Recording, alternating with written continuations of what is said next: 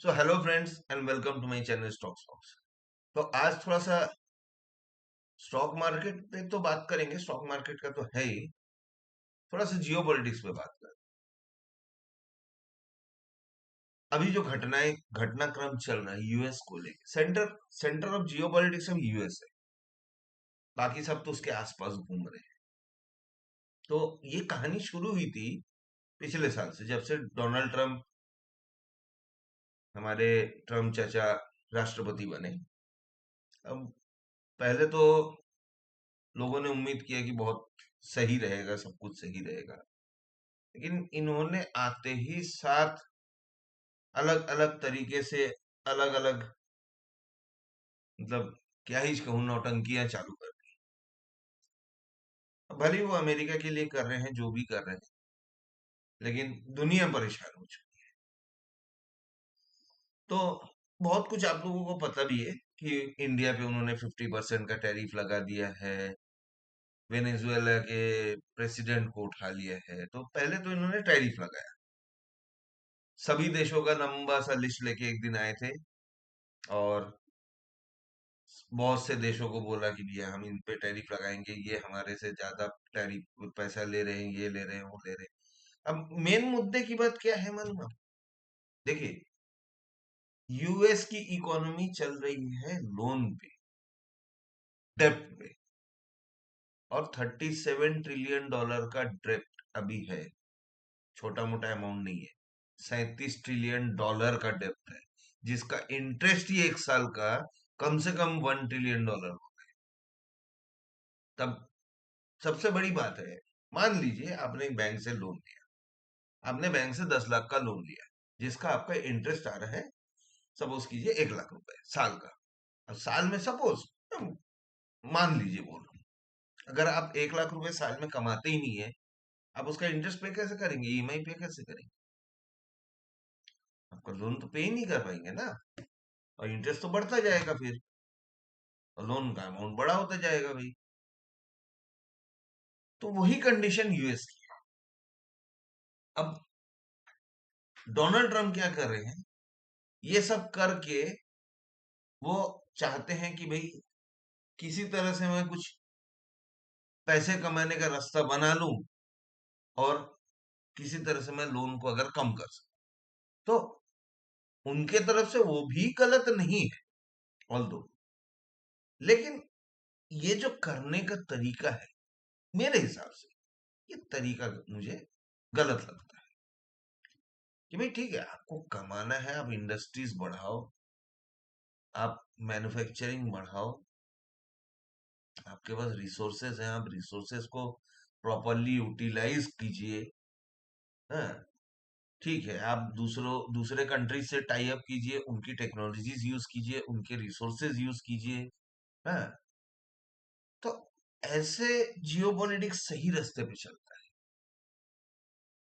अब क्या कहानी हो गई है, अब थोड़ा सा मैटर सीवियर होने लग गया है, जब से उन्होंने वेनेजुएला के राष्ट्रपति को रातों रात, उनको और उनकी वाइफ को उठा लिया, रातों रात उठा लिया, और वेनेजुएला पे गड़ के बैठ गए कि भैया इस देश को तो हम नहीं चलाना, हम ही चलाएंगे इसको। हाँ, एक वेनेजुएला का इलेक्टेड प्रेसिडेंट, मादुरो एक इलेक्टेड प्रेसिडेंट थे, उनको रातों रात यूएस ने उठा लिया और यूएस के जेल में बंद कर दिया। रीजन क्या है? उन यूएस बोलती है कि भैया वेनेजुएला ड्रग सप्लाई करता है यूएस में, लेकिन असली रीजन वो नहीं है। असली रीजन है उसके तेल के खदान, जो यूएस को चाहिए। अब क्यों चाहिए? क्योंकि चाइना उससे सबसे ज्यादा तेल लेता है। अब यूएस तीन कंट्री को बहुत टारगेट कर रहा है, आप ध्यान दीजिएगा। एक तो इंडिया, जिसपे 50% का, मतलब आप रशिया से तेल लेते हो, तो उस वजह से आपको 50% टैरिफ लगा रहा है।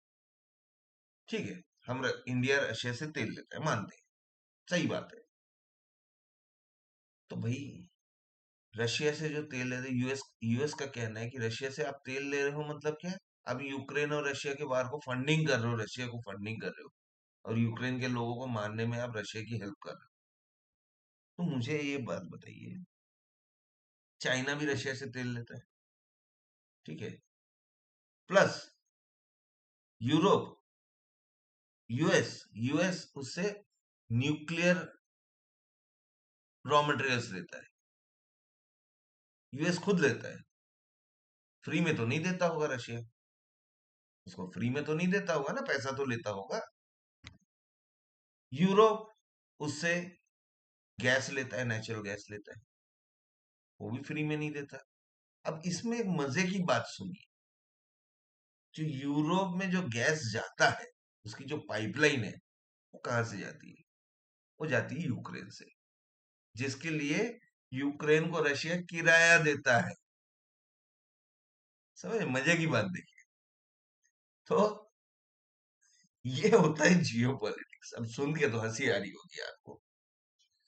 अब मान लीजिए, चलिए, रशिया से इंडिया तेल ले रहा है, और उससे जो पैसा आ रहा है, उससे रशिया यूक्रेन में वार कर रहा है और यूक्रेन के लोगों को मार रहा है। चलो, यूएस की बात हमने मान ली।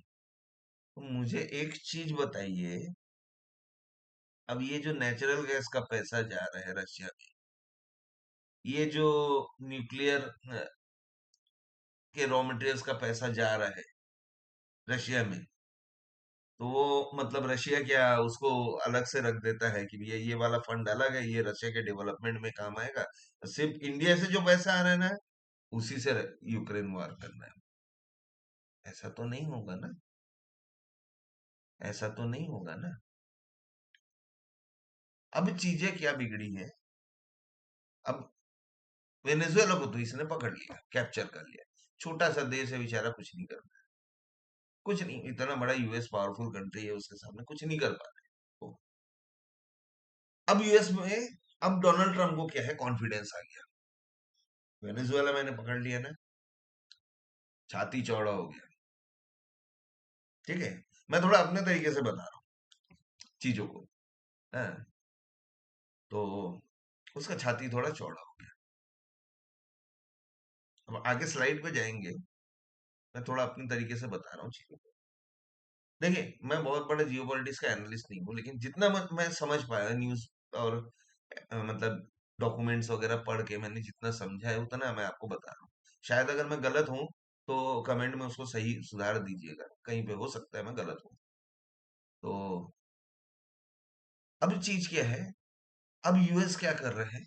अब बोलता है यूएस कि मुझे चाहिए ग्रीनलैंड, ग्रीनलैंड मुझे चाहिए। अब ग्रीनलैंड किसके अंडर में है? ग्रीनलैंड है डेनमार्क के अंदर। और सबसे मजे की बात है, अब चलिए आगे स्लाइड में देखिए।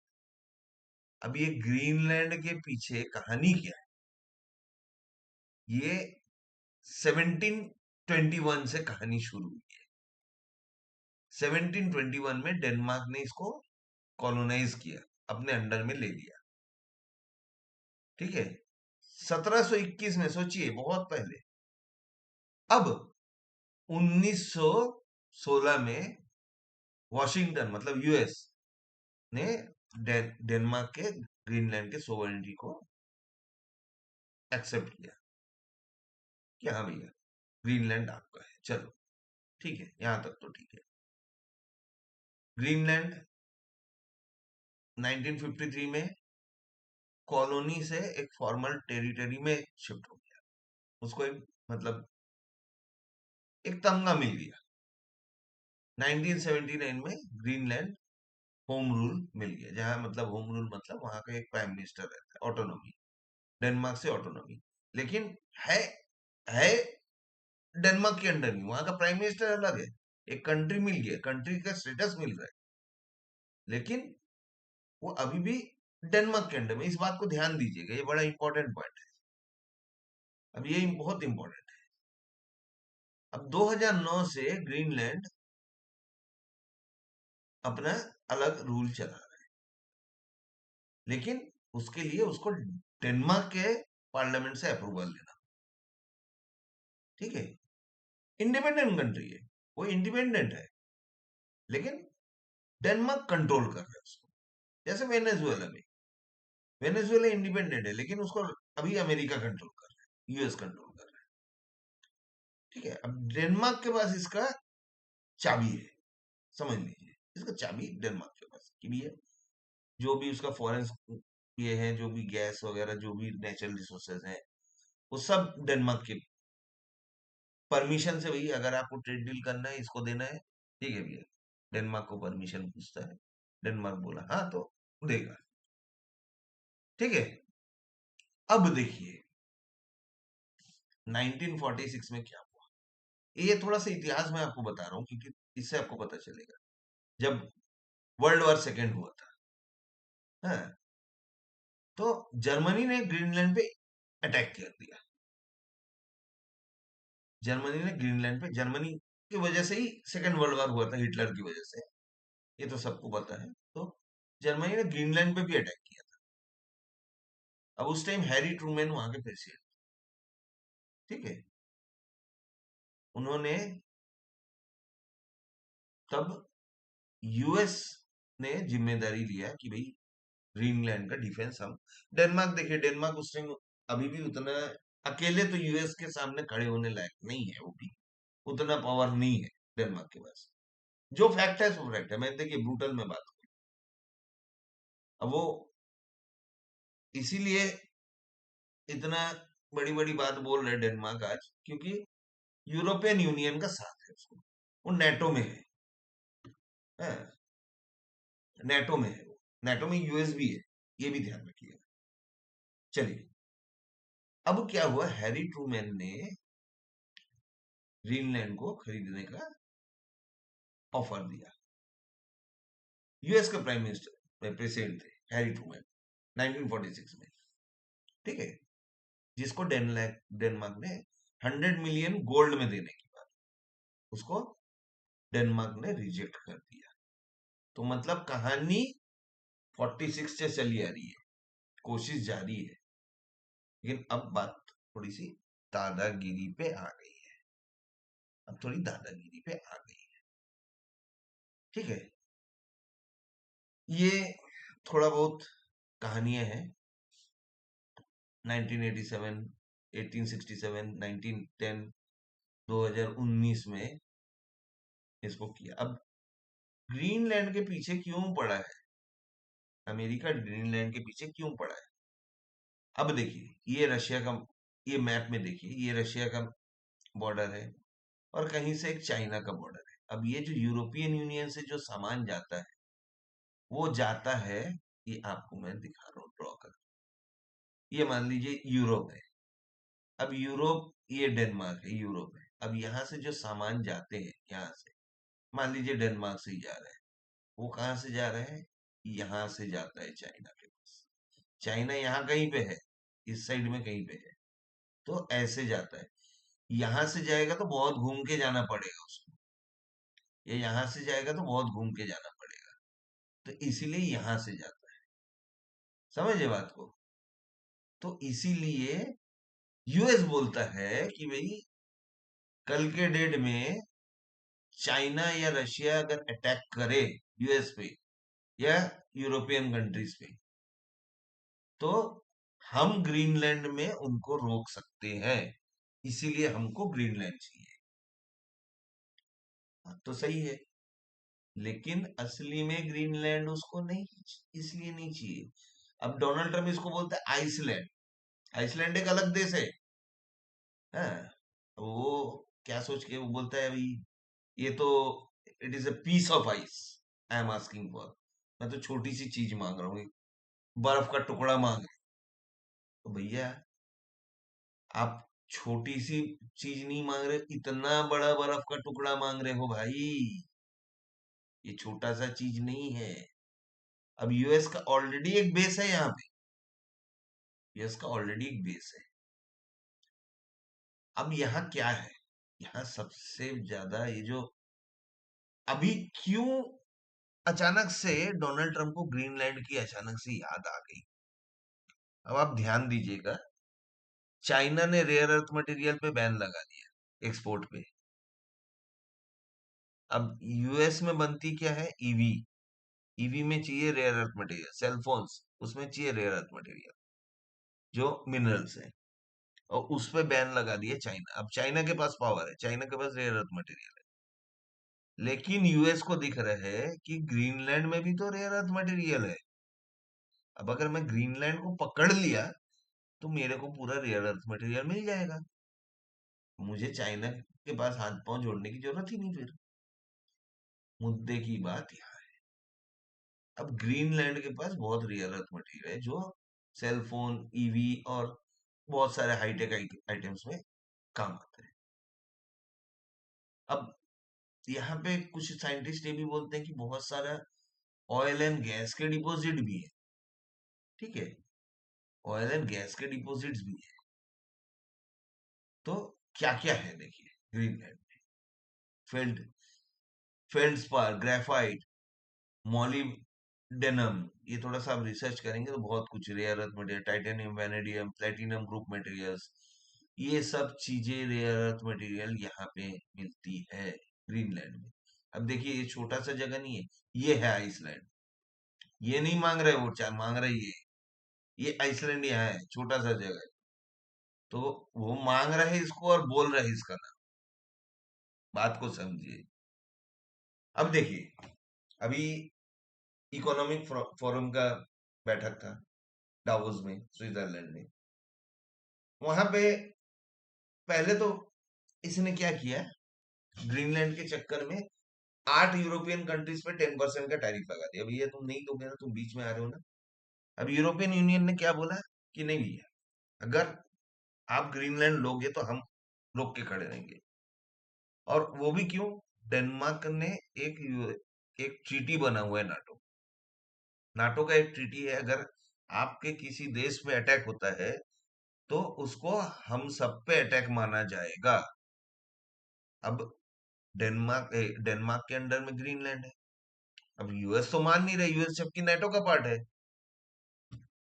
अब बाकी यूरोपियन नेशंस ने देखा कि भाई अगर आज वेनेजुएला ले लिया, अब ग्रीनलैंड लेने की बात कर रहे हैं, कल को एक और देश को बोलेगा, परसों एक और को बोलेगा, तो क्या भाई सब देते रहे उसको? मजाक है क्या? मजाक तो नहीं है। तो यूरोपियन नेशंस एक साथ खड़े हो गए, जो यूरोपियन यूनियन जो है वो बोल रहे हैं कि भाई हम तो नहीं लेने देंगे आपको।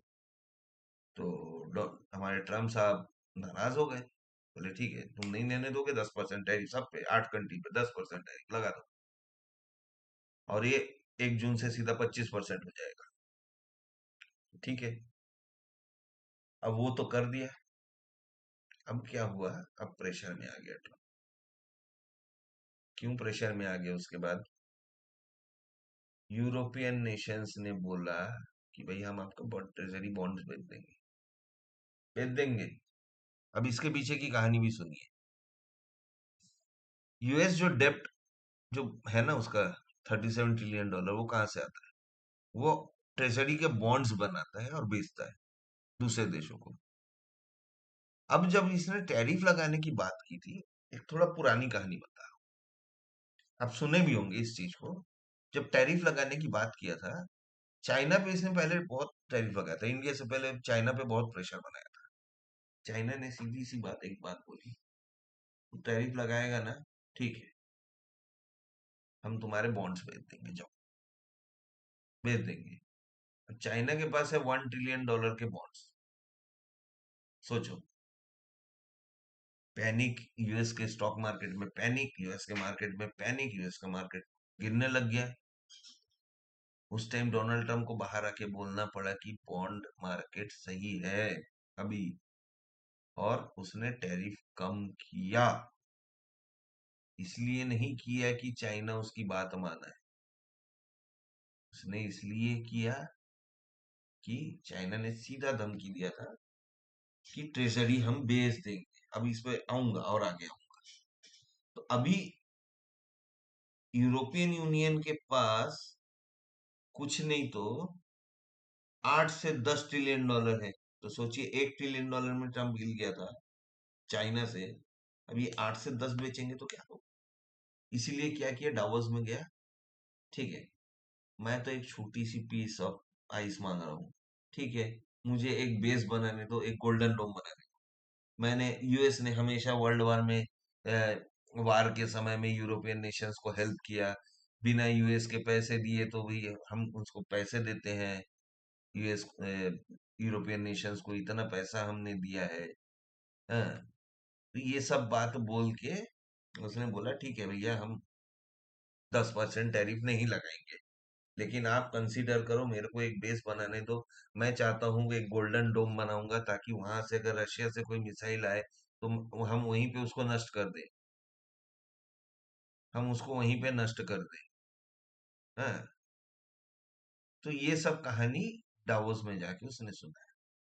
अब साथ में एक चीज और भी बोलता है डोनाल्ड ट्रम्प डावोस में, बहुत सारी, वो तो अब उसके मुंह में जो आता है बोलता है, वो ये तो भाई जग जाहिर हो चुका है। इसमें कोई छुपाने वाली बात नहीं है। पता नहीं क्या क्या बोलते रहते हैं, जो भी है। अब उसने ये भी बोला कि आई एम ए डिक्टेटर। लोग बोल रहे हैं उसको, भैया तुम तो डिक्टेटर की तरह का। हाँ, बोलता है मैं डिक्टेटर हूँ, और हमें कभी कभी आपको डिक्टेटर की जरूरत भी पड़ती है। अब पता नहीं किस लिए पड़ती है। फ्रांस के इमैनुअल मैक्रो जो प्रेसिडेंट है, उन्होंने उनको बोला कि उनको एक मैसेज भेजा कि भाई एक काम करो, आप ग्रीनलैंड के पीछे मत पड़ो, चलो हम ईरान और सीरिया में कुछ करते हैं सब साथ में। तो उसने, डोनाल्ड ट्रम्प ने क्या किया, अपने ट्विटर हैंडल में उसका मैसेज को पोस्ट कर दिया, पब्लिक कर दिया। तो ये बेइज्जती है ना, किसी भी एक देश के प्रेसिडेंट आपको पर्सनली मैसेज कर रहे हैं और उसको आप पब्लिक कर दे रहे हो। इमैनुअल मैक्रों भी भड़क गए। उन्होंने बोला भाई हम तो, ये दुनिया तो एक ऐसे राह पे जा रही है जहाँ पे भाई कोई नियम कानून नियम है नहीं, जिसकी ताकत मतलब वो जिसकी लाठी उसकी भैंस वाली कंडीशन हो गई है अभी, कि जिस जो ताकतवर भी है वही जीते। कोई नियम न कानून न कुछ न कुछ नहीं है। वहां ट्रम्प बोलता भी है कि भैया इंटरनेशनल कानून मुझ पे लागू नहीं होता। मेरी मॉरलिटी है कि मैं जो चीज मुझे गलत लगेगा मैं नहीं करूंगा, मुझे सही लगेगा मैं करूंगा ही। तो ऐसा सिचुएशन चल रहा है जियो पॉलिटिक्स। तो इसकी वजह से क्या है, एक अनसर्टेनिटी बनी हुई है। कई लोग तो बोल रहे हैं वर्ल्ड वार भी हो सकता है, थर्ड वर्ल्ड वार भी लग सकता है। पॉसिबल है, गलत नहीं बोल रहे भाई। अगर ये आदमी कहीं से नहीं सुधरता, अब इस केस में क्या है, ये फंस गया, कहीं से फंस गया। अब इन्होंने तो यूरोप ने बोला भैया हम बॉन्ड भेज देंगे, तो ये तो फंस गए। अब यूएस में क्या है, 6 महीने बाद मिड टर्म इलेक्शन है। अब इसने जब बोल दिया तो करके तो कुछ दिखाना पड़ेगा ना इसको, वरना भैया वोटर उसको नहीं छोड़ेंगे। और अगर ये करने जाता है ग्रीनलैंड में, तो भैया डॉलर के बड़ा 12 बजा देगा यूरोपियन यूनियन। भाई बॉन्ड्स, अगर उतना बॉन्ड्स बेचेंगे, डॉलर तो मतलब ऐसे गिरेगा सीधा, खत्म, डॉलर खत्म। ये जो डॉलर के, ये देखो यूएस यूएस एक ही चीज के बदौलत इतना बड़ी बड़ी बातें बोलता है, जो है डॉलर। क्यों डॉलर के लिए बोलता है? क्योंकि वर्ल्ड में अधिकतर अभी भी मैक्सिमम से मैक्सिमम ट्रेड, ऑलमोस्ट 80% ट्रेड अभी भी डॉलर में ही होता है। अभी कुछ देशों ने अपने देश की करेंसी में ट्रेड करना चालू कर दिया है, डी डॉलराइजेशन करने के लिए। उनको समझ में आ रहा है ये डॉलर का दादागिरी अगर चलेगा ना, तो हमको तो जिंदगी भर परेशान करे। तो वो क्या है, धीरे धीरे डी डॉलराइजेशन की तरफ बहुत सारे देश आगे बढ़ रहे हैं। तो ये एक फैक्टर है। अब देखिए, अब इसमें से बीच में क्या निकल के आता है। अब यहाँ पे निकल के आता है, अब आप बोलेंगे भैया आप तो यूएस की ही बात कर रहे हैं, इंडिया कहाँ है इंडिया? हम हम क्या करेंगे यूएस का सुन के? यहाँ से थोड़ा सा फैक्टर अलग हट के आता है, मैं आपको बता रहा हूँ। हर चीज पे जाऊंगा। अब यहाँ पे क्या हुआ, यूरोपियन नेशन पे इसने जितना प्रेशर बनाया ना, अब यूरोपियन नेशन देख रहे हैं कि ये तो अमेरिका को भरोसा करना बेकार है, मुश्किल है भैया। तो अभी 27 जनवरी को यूरोपियन यूनियन के साथ इंडिया की एक बहुत बड़ी ट्रेड डील होने है, जिसको यूरोपियन यूनियन के जो प्रेसिडेंट है, मैडम है उर्सुला करके नाम है, तो वो बोल रही है कि मदर ऑफ ऑल डील्स होने वाला क्योंकि यूरोपियन यूनियन देख रहे हैं कि भैया इसको, अमेरिका को भरोसा करना भैया हम, और इनकी डिपेंडेंसी बहुत ज्यादा यूएस पे, ये बहुत डिपेंडेंट है यूरोपियन यूनियन। ये जितने भी France, Italy, Denmark, Netherland, Germany, ये सब जितने भी देश है ना, ये सब बहुत डिपेंडेंट है यूएस पे, क्योंकि सब नेटो के अंडर में। लेकिन ये पागलपना देख के इन लोग बोल रहे हैं भैया कि नहीं, अब इस पे भरोसा करना मुश्किल है, तो हमको रास्ता खोजना पड़ेगा। अब देखिए, यूरोपियन नेशन देख रहे हैं कि भैया इंडिया तो बहुत अच्छा है, फास्टेस्ट ग्रोइंग इकोनॉमी है। हाँ, चाइना पे भी थोड़ा सा भरोसा करना मुश्किल है, रशिया से इनकी पटती नहीं है, सीधी सी बात है, रशिया से इनकी पटती नहीं है, तो रशिया के पास ये जाएंगे नहीं। चाइना को भी देखा भैया, ये तो कभी कभी पलट जाते भी, रेयर अर्थ अर्थ नहीं दूंगा, ये नहीं दूंगा, अभी सिल्वर पे भी बैन लगा दिया, सिल्वर भी एक्सपोर्ट नहीं करने दूंगा, तो भैया इसको भरोसा करना मुश्किल है। तो एक ओपन माइंडेड कंट्री कौन है? इंडिया।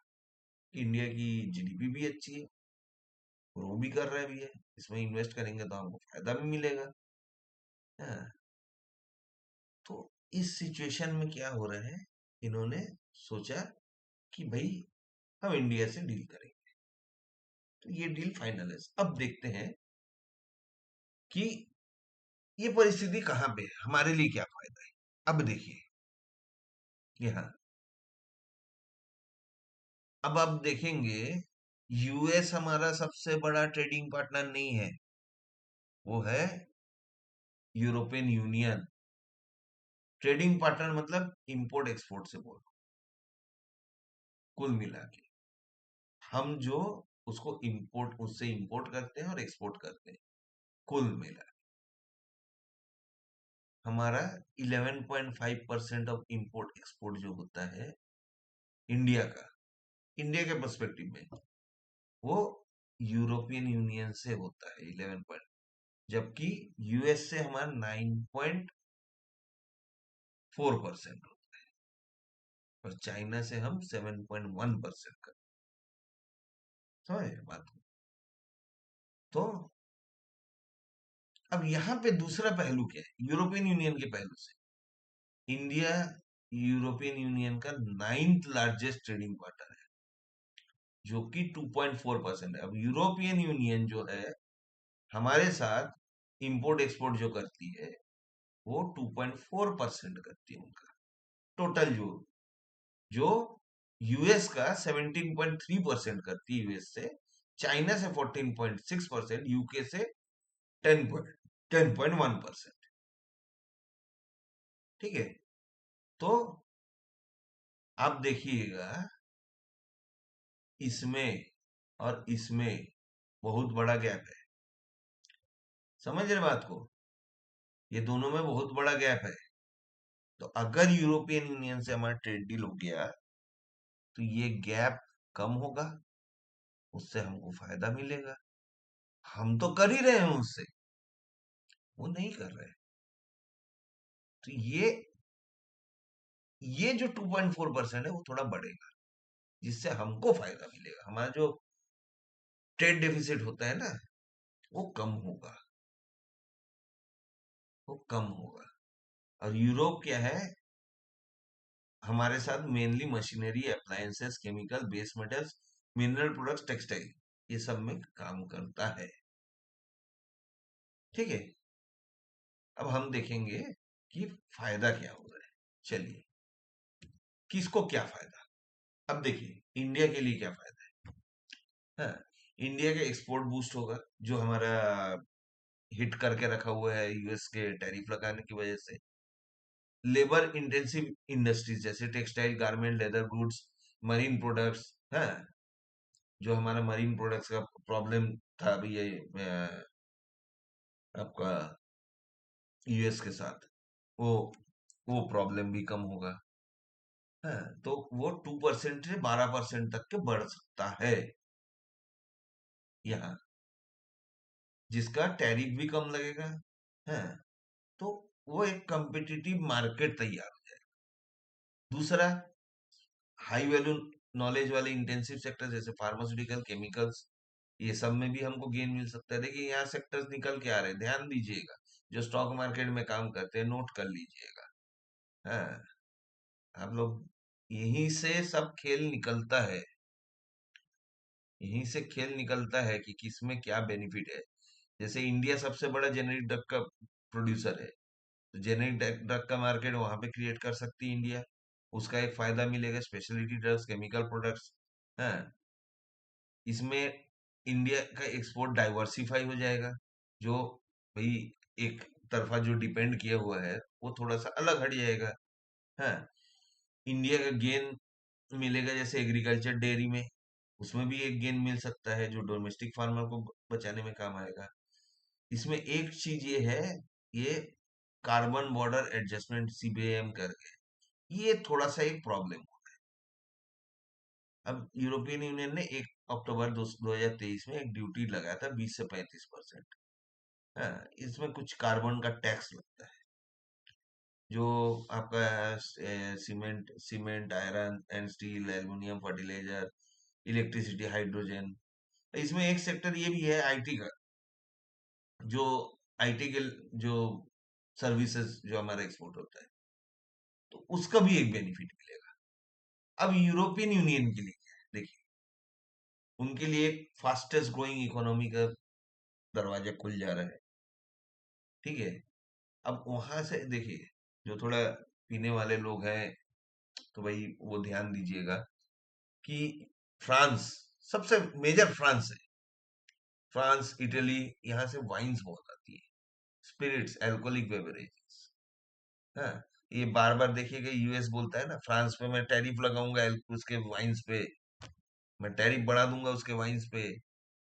वो वाइन्स पे बहुत डिपेंडेंट है। ठीक है, वहां मेजर इंडस्ट्री उसी का है। तो इसका एक बेनिफिट मिलेगा कि अच्छे अच्छे जो वाइन्स हैं, स्पिरिट्स हैं, अल्कोहल्स हैं, उसकी भाई टैरिफ कम होगा तो उसके प्राइसेस भी कम हो जाएंगे फॉरेन वाइन्स के।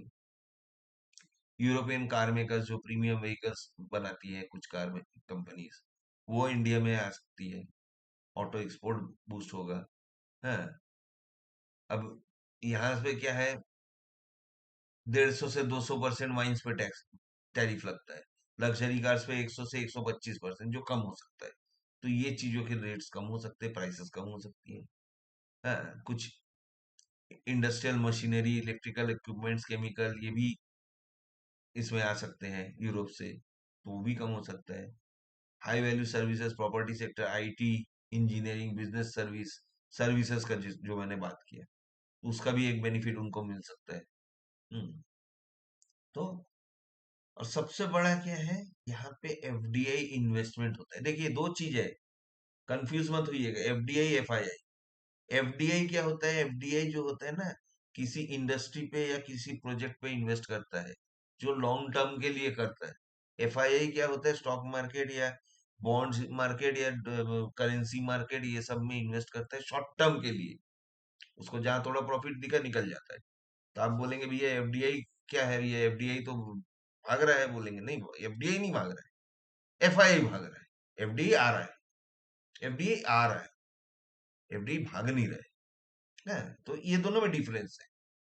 अब देखिए, जो मैंने बॉन्ड की बात बोली थी, हाँ, किसके पास कितना बॉन्ड है, देखिए, ये $1 बिलियन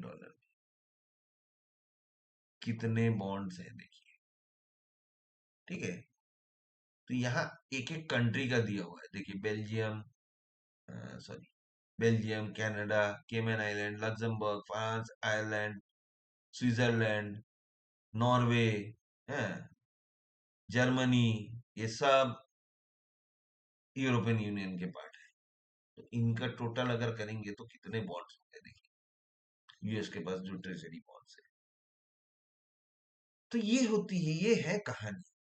अब देखिए, ये जो डील हो रहा है, ट्रेड डील, इसका सेक्टर वाइज इम्पैक्ट क्या होगा, देखिए, फार्मास्यूटिकल पे इम्पैक्ट आएगा। हाँ, भाई जेनरिक मेडिसिन का मैंने जो बताया आपको, लार्जेस्ट मैन्युफैक्चरर है, सप्लायर है इंडिया। तो भाई हमारा जेनेरिक मेडिसिन बिकेगा, जिसमें फार्मास्यूटिकल को बेनिफिट मिल सकता है। आईटी और सर्विसेज को मिल सकता है। प्रोफेशनल जो आईटी कंपनीज है, इंडियन आईटी कंपनीज प्रोफेशनल, वो यूरोप से डील कर सकती है, उनको सर्विसेज प्रोवाइड कर सकती है ना। अभी यूएस पे ज्यादा आईटी कंपनीज डिपेंडेंट है, मैक्सिमम डिपेंडेंसी यूएस पे है। तो ये थोड़ा डाइवर्सिफाई है कि भाई यूरोप भी एक बड़ा मार्केट है आईटी कंजम्पशन का, वहां भी सर्विसेज प्रोवाइड कर सकते।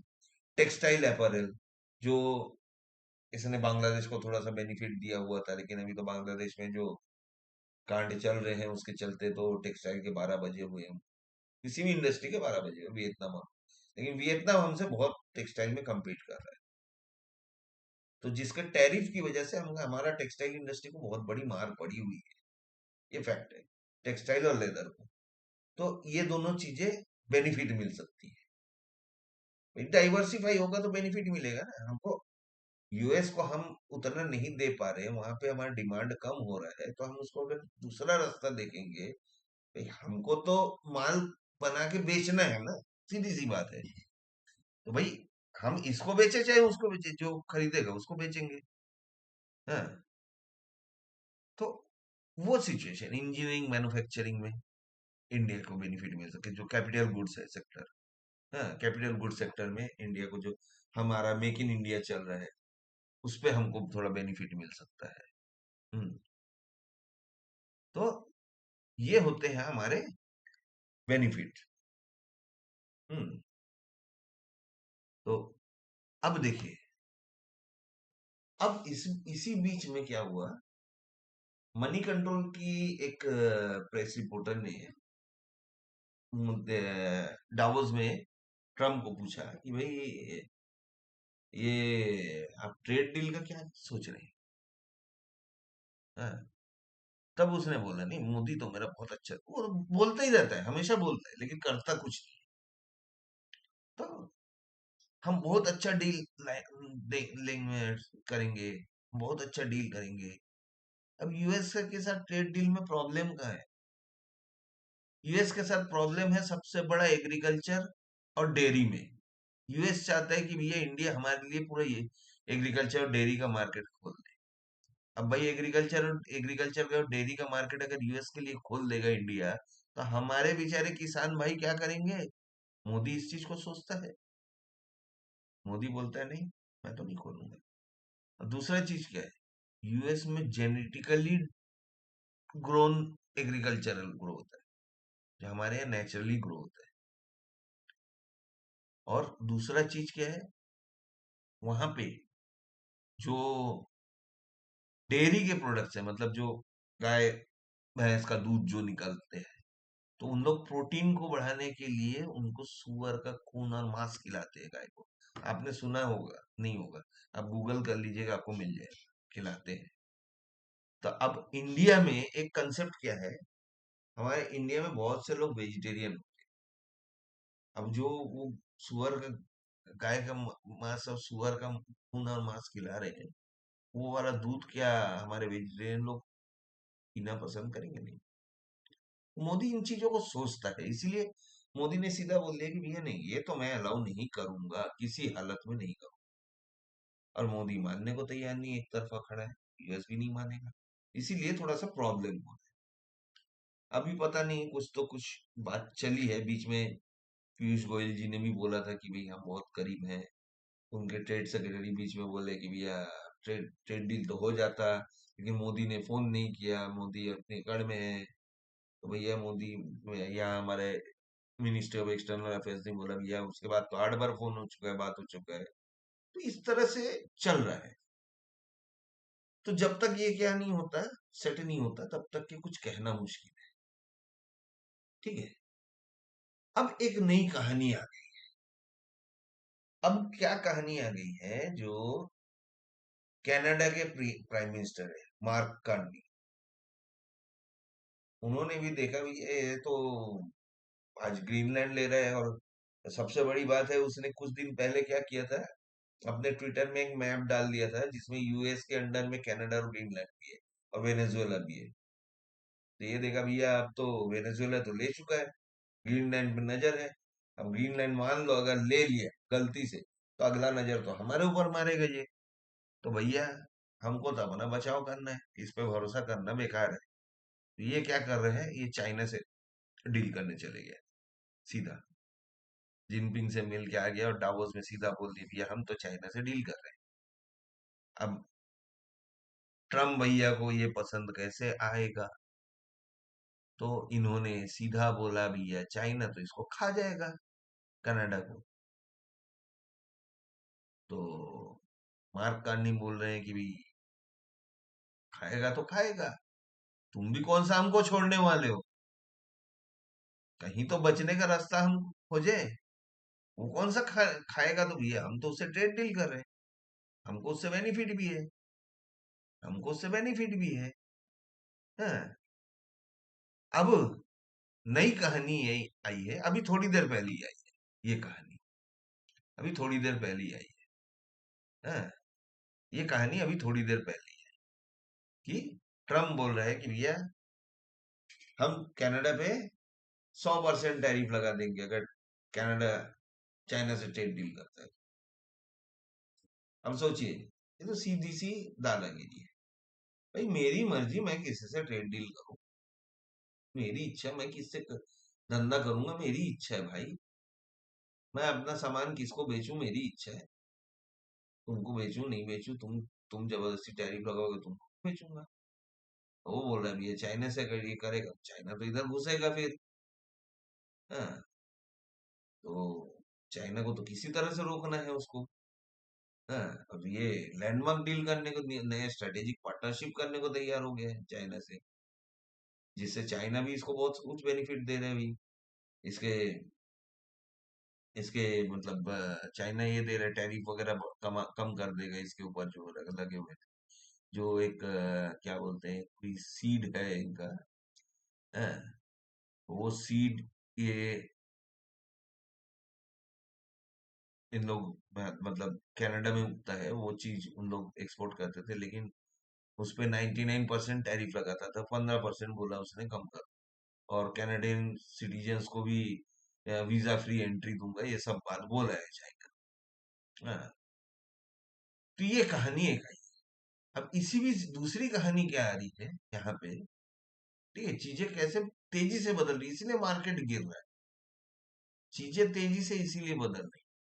अब स्कॉट बिसेंट ने दावोस में क्या बोल रहा है कि भैया इंडिया बहुत रशिया से तेल कर लेना बंद कर रहा है, ऑलमोस्ट खत्म कर दे रहा है। तो एडिशनल जो 25% है, हम इसको फ्यूचर में कम कर देंगे। अभी कुछ लोग तो इतना भी फैला दिए कि यूएस ने कम कर दिया है, नहीं किया है, अभी तक नहीं किया है। फिलहाल अभी जितना देर में मैं बोल रहा हूँ, 24/1 को 11:54, 24/1/2026 11:54 तक के मेरे पास कोई खबर नहीं है कि यूएस ने कम किया है। अभी भी कहीं तक कहीं पे कुछ मुझे दिख नहीं रहा है।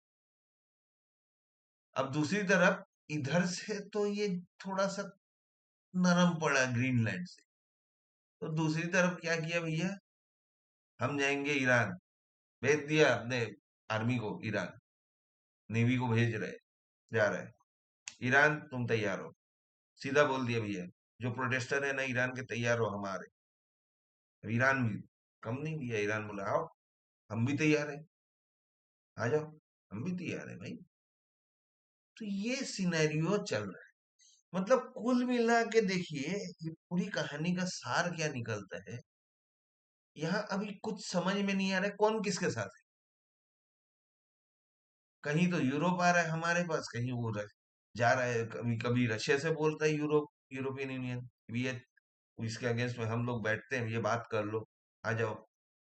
हाँ, तो अभी कौन किसके साथ जाने वाला है ये कुछ पता नहीं, इसीलिए मार्केट थोड़ा सा अनसर्टेन है। तो सार मुद्दे का ये है कि अभी थोड़ा सा संभालना बेटर है, थोड़ा सा कॉशियस रहो। ऐसा नहीं है कि हाँ, धीरे धीरे ये थोड़ा कमजोर पड़ रहा है, ड्रम थोड़ा सा कमजोर पड़ रहा है, जो सिम्टम्स जो दिख रहे हैं कहीं ना कहीं कमजोर पड़ रहा है।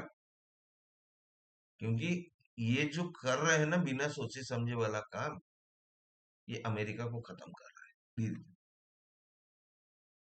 अमेरिका पर से लोगों का भरोसा उठा दे रहा है, क्योंकि ये दोस्तों को भी नहीं छोड़ रहे।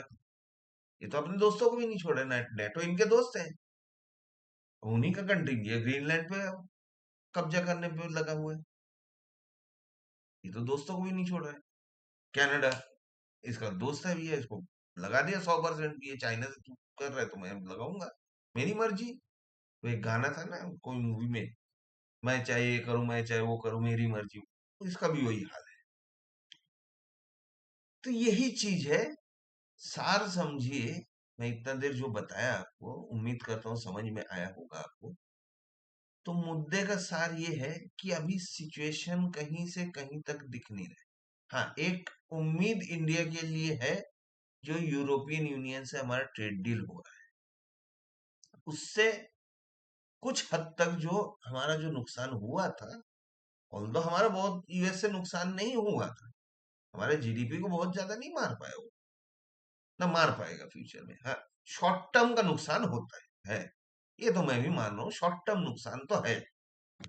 अभी शॉर्ट टर्म शायद 1 साल 2 साल 3 साल 4 साल ऐसे चले, लेकिन जब हम यूएस से साइड लाइन हो जाएंगे, देखिए सऊदी अरब से डील कर लिया इंडिया ने, ऑस्ट्रेलिया से डील कर लिया इंडिया ने, कई देशों से जा जाके मोदी जी डील कर रहे हैं। तो हम रास्ता निकाल रहे हैं, लेकिन समय लगेगा उसको निकालने में। तो इसलिए अभी थोड़ा सा मार्केट में सतर्कता से काम कीजिए, मेरा समझाने का मुद्दा यही है।